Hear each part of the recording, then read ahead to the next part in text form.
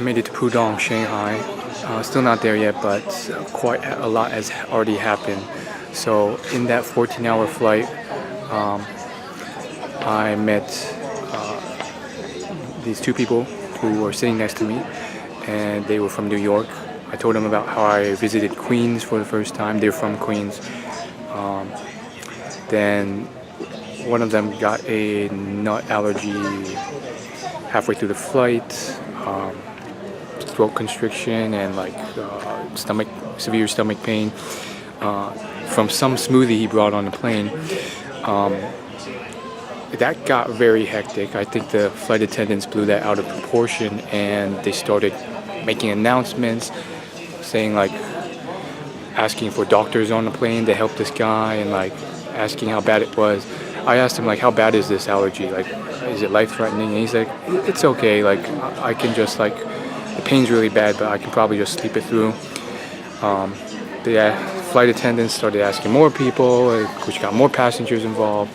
He started asking others for allergy medicine, and then making sure like that was the right medicine, because some of it wasn't over the counter. Long story short, two doctors were on the plane, and he ended up fine.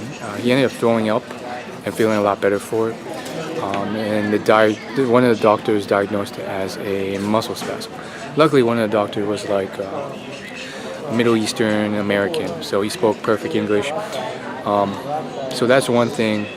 Now I'm here, and my lesson has been learned. I mean, I've been kind of dazed, funneling through yet another security checkpoint, and now waiting another 2 hours for this flight to take off, and then it'll probably be another 5 hours flying to Cebu. I think if I were to redo it again, or in the future, I would just book a flight straight from home, straight to Cebu. It would have cut out all the time I spent sleeping. I spent a whole day pretty much on the bus, waiting for a bus. And so that was my time that I could have spent better, just to save a couple $100. And I think when you're young, you tend to want to save that money, but that's not always the best move, especially when your vacation's limited. So then once I get to Cebu, I'll have around 6-7 hours, maybe less since this flight's been delayed 1 hour. And then I'll need to find some money from an ATM, and then exchange some money, and then hopefully eat lechon before I fly out of there into Tacloban, and then I'll spend the rest of the day, because it'll only be like 9-10 a.m. Spend the rest of the day hopefully in Leti on the beach.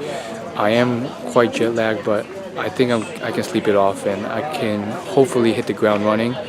Or if not, I don't know what to do, because I'll be landing there in the morning, and I don't think I could check into the hotel I booked that night until like 2 p.m.